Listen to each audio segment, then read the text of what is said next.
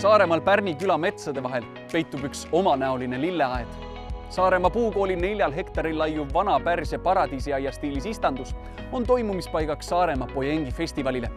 Lillepidu algab esimese Pojengi õitsele puhkedes ja kestab kuni viimase õie närtsimiseni.